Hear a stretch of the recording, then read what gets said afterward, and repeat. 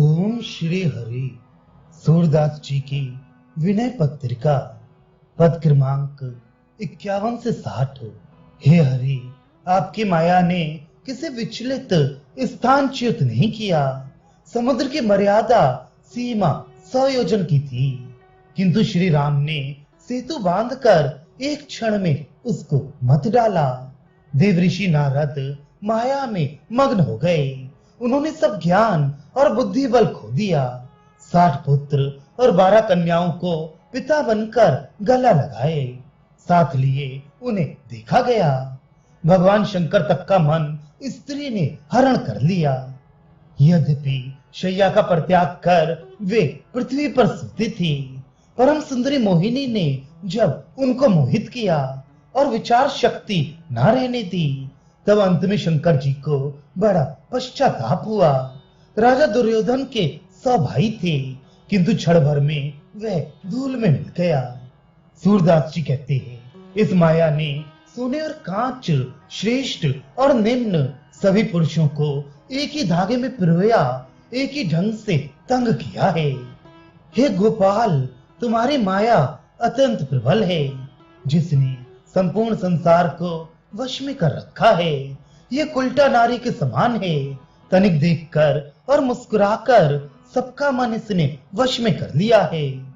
माया के भोगों की थोड़ी सी प्राप्ति से ही सब मोहित है। इसने लाल चुनरी पहनी है और इसका दुपट्टा सफेद है। कमर में इसके नीला लहंगा शोभित है, जिसे देखकर ऐसा कौन है जो मोहित ना हो जाए। सत्य, रज और तमोगुणमय माया है। सत्य गुण श्वेत रंग का ऊपर, रजोगुण लाल रंग वाला मध्य में और तमोगुण काले या नीले रंग का अधोभाग में है। ये तीनों गुण ही माया के वस्त्र हैं। रजोगुण से इसने ब्रह्मा जी को ठग लिया है। वे सृष्टि रचना में लगे हैं। दुपट्टे से देवताओं को मोहित कर रखा है। वे सत्य गुण के स्वर्गीय भोगों में मग्न हैं और अधो वस्त्र तमोगुण को देखकर असुर महामद अभिमान से मतवाले हो रहे हैं।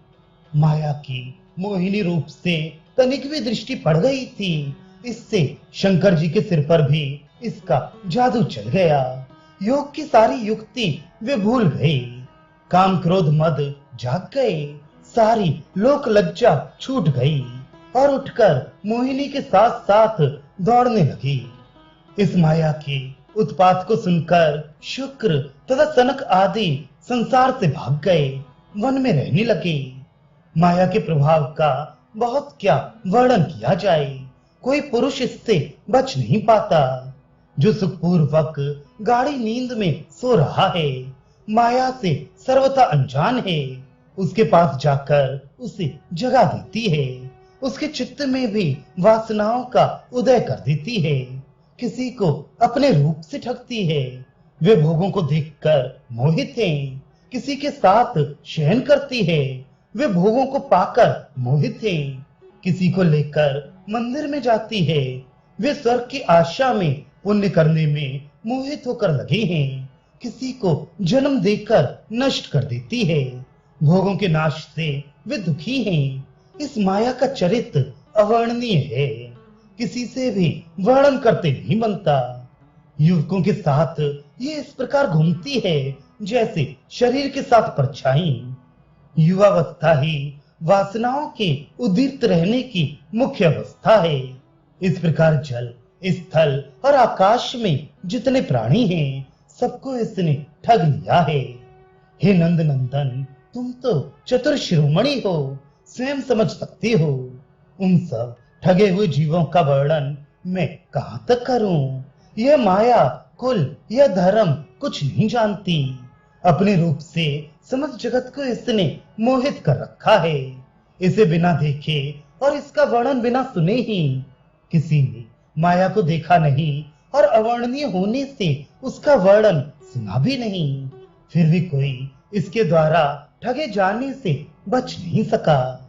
सूरदास जी कहते हैं, मैं तो सदा इस लज्जा से मरता हूं कि सब लोग कहते हैं कि माया तुम्हारी है। श्याम सुंदर इसे उत्पात करने से मना करके अपने कुल की गाली अर्थात अपने को लगने वाले कलंक को अब मिटा दो। हे हरि, मुझसे आपका भजन नहीं किया जाता। क्या करूं, आपकी माया बड़ी प्रबल है। वे मेरे मन को भ्रम में डाल देती है। जब सत्पुरुषों के संग में आता हूँ तब सत्संग के प्रभाव से मन कुछ स्थिर होता है, किंतु जैसे हाथी नदी में स्नान करे और फिर ऊपर धूल डाल ले, वैसे ही मेरा वही दूषित स्वभाव फिर लौट आता है। साधु का वेश बनाकर, साधु कहलाकर मैंने वैसे ही दूसरों का धन हरण किया, जैसे नट लोभवश अनेक प्रकार के स्वांग बनाता है। दूसरे दूसरे उपाय करता हूँ, किंतु मन में कई प्रकार की उल्टी सीधी कल्पना करके, युक्तियों सामने रखकर, परलोक की चिंता करके आपके भजन में मन नहीं लगता। सूरदास जी कहते हैं, प्रभु आपकी बलवती माया मुझे आपका विस्मरण करा देती है। माधव जी, मेरे मन को माया ने अपने वश में कर लिया है। जैसे पतंगा बिना सोचे समझे दीपक पर कूदकर शरीर दे देता है, भस्म हो जाता है, वैसे ही माया से मोहित मेरा मन भी अपनी लाभ हानि कुछ नहीं समझता। घर दीपक के समान है, उसमें धन तेल के समान, स्त्री रुई के समान और पुत्र अत्यंत प्रबल ज्वाला लौ के समान है। मैं बुद्धिहीन इस भेद को नहीं समझ सका, प्रबल वेग से दौड़कर उसमें पड़ गया, आसक्त हो गया।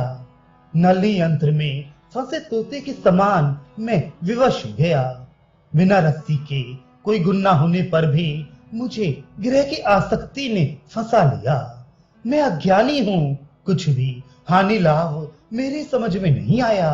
उस बंधन आसक्ति में पड़कर बहुत अधिक दुख मैंने पाई। मैं बुद्धिहीन इस संसार में जन्म मृत्यु के चक्र में बहुत दिनों तक भटकता फिरा। सूरदास जी कहते हैं, जो श्याम सुंदर की सेवा भजन करता है उसकी दीन दशा कैसे हो सकती है। दीन दशा तो भगवान से विमुख होने पर ही होती है। अब मैं माया के हाथ बिक गया हूँ, रस्सी में बंधे पशु के समान परवश हो गया हूँ। त्रिभुवन के स्वामी श्रीपति का मैंने भजन नहीं किया।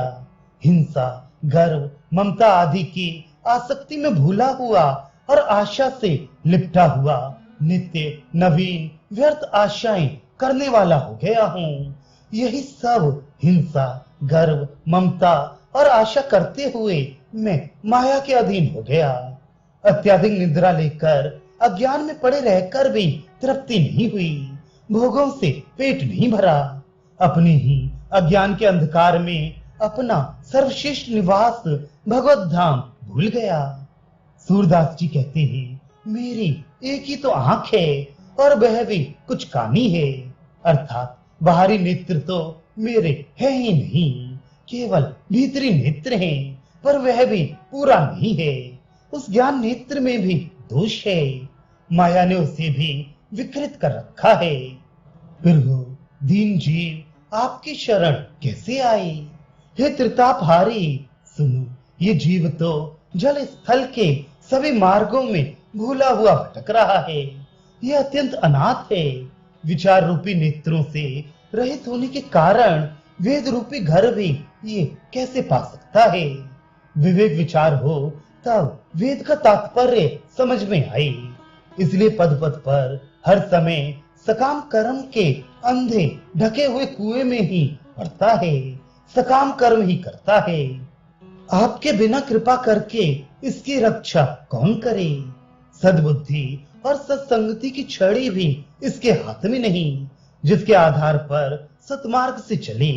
दसों दिशाओं में मोह का अत्यंत प्रबल अपार समुद्र है। अतः अब ये जीव क्या करे?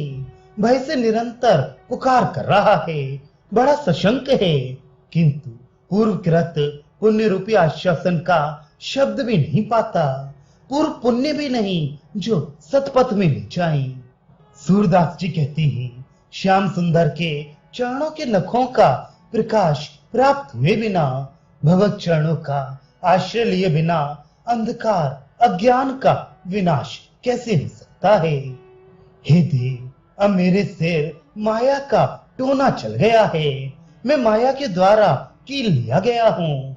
इसलिए हे करुणामय, मैं आपकी सेवा छोड़कर उसी के अधीन हो गया हूँ। मेरा मन रात दिन माया का मंत्र पढ़ा करता है, माइक विषयों का ही चिंतन किया करता है और मोह रूपी मूर्छा लाया करता है। उन विषयों में मोहित होकर अपने को विचारहीन बनाए रखता है। जैसे कस्तूरी की सुरभि कस्तूरी मृग के नाभि कमल में सदा उसके पास रहती है, पर वह उसे जान नहीं पाता। इधर उधर उस सुगंध को ढूंढता भटकता है। वैसे ही आनंदमय आप हृदय में सदा पास हैं, तो भी आपको न जानकर भ्रम के मद से मतवाले हुए जीव ने कामना और तृष्णा के स्वाद के वेग में पड़कर क्रम को, उन्नति पथ को नहीं पकड़ा। सूरदास जी कहते हैं, प्रभु, आपके भक्तों ने किस युग में इतना कष्ट सहा है, और कभी तो आपने अपने आश्रितों के उद्धार में एक पल का भी विलंब नहीं किया है। मेरी बार ही क्यों विलंब कर रहे हो? माया सांसारिक भोगों को देखते हुए ही आयु बीत गई। ना तो भगवान के लिए भजन आदि कुछ कर सका, न माया के भोगों को पाने के लिए सफल प्रयत्न हुआ। इन दोनों परलोक और इहलोक में से एक भी तो नहीं बना पाया। जैसे मधुमक्खी वन का आश्रय लेकर घने वन में निरंतर मधु का संचय किया करती है, परंतु जब उसका सर्वस्व मधु हरण कर लिया जाता है तब व्याकुल होती है।